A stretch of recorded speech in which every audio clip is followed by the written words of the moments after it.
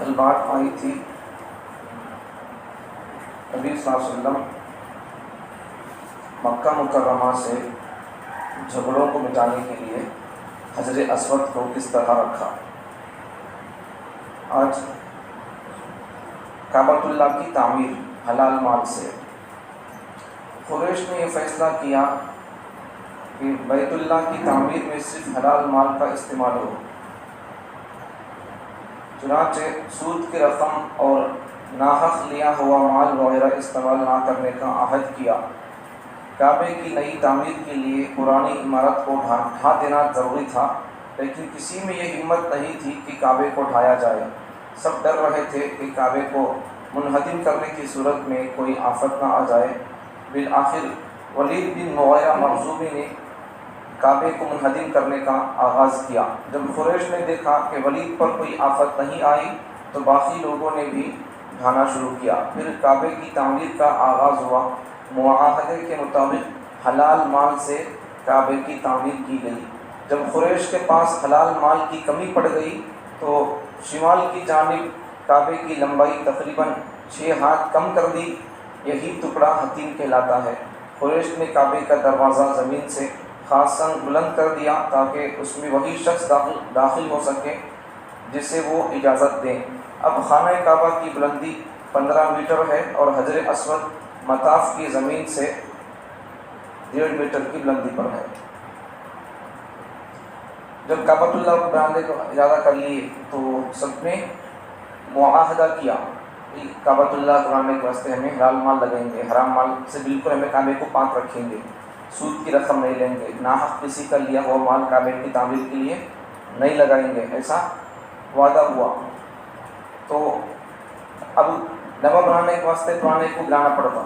اب پرانے کعبۃ اللہ کو گرانے کے لیے ہر ایک آدمی ڈرتا ہے، کوئی گرے تو کعبے کو اللہ کے گھر کو کیا عذاب آتا ہے کہ تو بول کر، تو ہر ایک آدمی ڈر رہا تھا۔ تو ولید بن مغیرہ مخزومی ان سب سے پہلے کعبۃ اللہ کو نیا بنانے کے واسطے اسے توڑنا اور شہید کرنا شروع کرتا ہے۔ لوگ دیکھتے ہیں کہ اس کے اوپر عذاب آتا ہے کیا تو مصیبت آتی کیا بولتا ہے، نہیں آتا ہے تو پھر دوسرے لوگ بھی بعد میں کعبے کو گرا کر نوا تعمیر کرتے ہیں۔ یہاں سمجھنے کی بات اس پورے پیراگراف میں، پورے قصے میں سمجھنے کی بات کیا ہے، جب مکے کے لوگوں نے، قریش نے وعدہ کر لیا کہ حلال مال سے کعبے کی تعمیر کریں گے، تعمیر کرنا شروع کر دیے، کعبۃ اللہ بنانا شروع کر دیے، لیکن جب حلال مال ختم ہو گیا تو کعبہ کو بنانے کے واسطے جتنا خرچہ آتا تھا پیسہ کم پڑ گیا۔ پیسہ کم پڑ گیا تو کیا کر دیے، اس طرف کی زمین کو لوگ 7 ہاتھ کم کر دیے، پیسہ کم پڑا بول کر، حلال پیسہ کم پڑا بول کر، تو 7 ہاتھ اس طرف کی کعبۃ اللہ کی اس طرف کی زمین کو اور اس طرف کی دیواروں کو کم کر دیا، حلال مال کم پڑ گیا۔ اسی کو حتیم کہتے ہیں۔ قریش نے اب یہ دیکھو سمجھنے کی بات ہمارے لیے سبق کیا ہے۔ آج ہم لوگ مدرسوں کے لیے، مسجدوں کے لیے یا کسی اور جگہ پر جہاں خرچ کرنے سے ہمارا ثواب ملتا، ہمارے خرچ کرنے میں یہ چیز ہمارے پاس نہیں ہوتی ہے۔ کعبہ نبی صلی اللہ علیہ وسلم ابھی نبوت کا اعلان نہیں کیے، نبوت سے پہلے کی بات ہے، کعبۃ اللہ کو بنانے کی بات ہے، حلال مال لگانے کی بات ہے۔ قریش زمانہ جاہلیت میں ہے لیکن پھر بھی وہ لوگ کعبۃ اللہ کی تعمیر کے لیے حلال مال لگانے کی جب بات ہوئی تو حلال مال لگانا شروع کر دیے۔ جب حلال مال ختم ہو گیا، کعبے کی دیوار کو کم کرنا پسند کرے لیکن حرام مال سے کعبے کی تعمیر کرنا وہ لوگ پسند نہیں کیے۔ آج ذرا زمانے پر ذرا نظر کرو، آدمی ہیلٹ اگر بننا چاہتا ہے، مال حلال ہو حرام ہو، لگا ڈالتا پیسہ مسجد کو، میرا پیسہ اس کے لیے استعمال کرو گے، میرا پیسہ مسجد کے لیے، میرا پیسہ رمضان کے اندر استعمال کرو گے۔ ارے بھائی رمضان کے اندر روزہ داروں کو اور مسجد کو بنانے کے لیے استعمال کرنا چاہیے، ثواب کی چیز ہے۔ ایک مسئلہ یاد رکھو، پوائنٹ بھی مسئلہ بھی، اگر کوئی بندہ حرام مال استعمال کر کو ثواب کی نیت رکھتا ہے، اسے گناہ نہیں ہوگا، سرے سے بندہ کافر ہو جائے گا۔ ارے بھائی ثواب کب ملتا ہے؟ بھوکے کو کھانا کھلانے سے ثواب ملتا ہے، مسجد کو پیسہ لگانے سے ثواب ملتا ہے، ثواب کی جگہ ہے یہ کب؟ اپنا ذاتی پیسہ حلال کا خرچ کر کو لگانے سے ثواب ملتا ہے. حرام کا بھی پیسہ اگر لگا کر ثواب کی نیت رکھتا ہے اللہ پر، پھر اللہ تعالیٰ کیا بولتی ہے؟ حرام مال رکھو لگو نکو کھاؤ بولتی ہے اللہ تعالیٰ. خود بھی کھانا کو، دوسروں کو کھلانا کو، میرے گھر کے لیے لگانا کو، ثواب کی جگہوں پر لگانا کو بولتی ہے. اب اللہ کا جو قانون ہے حلال مال لگانا، حرام لگانا نہیں. اگر بندہ حرام یوز کرتا ہوا وہی حرام مال اگر لگاتا ہے تو پھر اللہ تعالیٰ کیسے برداشت کریں گے؟ تو حلال مال استعمال کرنے پر ثواب ملتا ہے. صدقہ کرنا بول کر فضیلتیں ہیں، صدقے سے اچھی موت ہوتی ہے، مصیبتیں چلتی ہیں. اب صدقے سے اچھی موت آتی بول کر، مصیبتیں چلتی بول کر دوسرا کا مال چرا صدقہ کرنا کیا؟ اگر دوسرا کا مال چرا صدقہ کریں گے ثواب نہیں ملتا، الٹا گناہ ہوگا. بالکل اس طریقے سے ثواب صدقہ حلال مال سے کریں گے، مسجد کی تعمیر حلال مال سے کریں گے، ثواب ملے گا. اگر کوئی بندہ حرام مال نیک جگہوں پر لگا کر اگر ثواب کی امید کرتا ہے، ثواب نہیں، ثواب تو ثواب، گناہ نہیں، اس سے الٹا وہ بندہ قاتل ہو جائے گا. اس لیے حلال مال لگانے کی کوشش کرنا. نہیں تو پھر ہمارے اوپر کیا ذمہ داری ہے ہمیں پورا مسجد بنانا بول کر؟ اگر ہمارا پیسہ پاک نہیں ہے تو چھوڑ دو، کوئی بات نہیں ہے. اس کا گھر ہے، ان اپنے عاشق لوگوں کو تیار کر لے گا.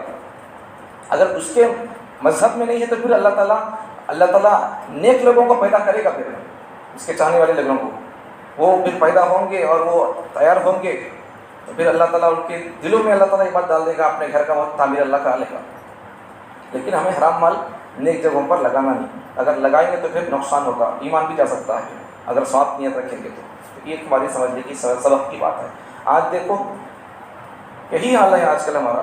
حرام مال سے مسجدیں ہماری تعمیر ہوتی ہیں اور روشن روغن زیادہ تر چمکاہٹ میں اس میں زیادہ مال لگ جاتا ہے. تو یہ سب چیزیں مسجد کو ضرورت تک اسے روشن کر سکتے ہیں، ضرورت سے زیادہ اگر اسے استعمال کرتے ہیں، پیسہ بھی ہو یا کوئی اور چیز ہے تو پھر اللہ تعالیٰ اس کا سوال کریں گے. سمجھنے کے لیے ایک بات، اگر 2 لائٹ سے بات کافی جاتی ہے، ایکسٹرا لائٹ لگائیں گے 2 لائٹ سے بات کافی جاتی، روشنی آ جاتی ہے، 10 لائٹ لگائیں گے تو پھر اللہ اس کا بھی سوال کریں گے. مسجد کے اندر بھی اگر 2 لائٹ سے کافی ہوتی ہے بات، اگر 10 لائٹ لگائیں گے اللہ اس کا سوال کریں گے. اگر دیوار سے کام ہو جاتا ہے تو پھر ہمیں سننے کی دیوار سننے کی اینٹیں لگائیں گے تو پھر اللہ سوال نہیں کریں گے. تمہارے محلے میں، تمہارے گاؤں میں، تمہارے علاقوں میں، تمہاری برادری میں لوگ مرتد ہو رہے تھے، لوگ ایسا ہو رہے تھے، ان کے لیے کوئی اسلامی اسکول نہیں تھا، ان کی کوئی تربیت کا نظام نہیں تھا، تو ان کا سوچے نہیں کیوں تمہارے گھر میں، تمہاری گلیوں میں بیمار عورتیں مر رہی تھیں، سڑ رہی تھیں، گل رہی تھیں، تمہیں کیا کر رہے تھے؟ میرے مسجد کے لیے سونے کی اینٹ لگانے کی ضرورت نہیں. اللہ سوال کریں گے کیا جواب دیں گے؟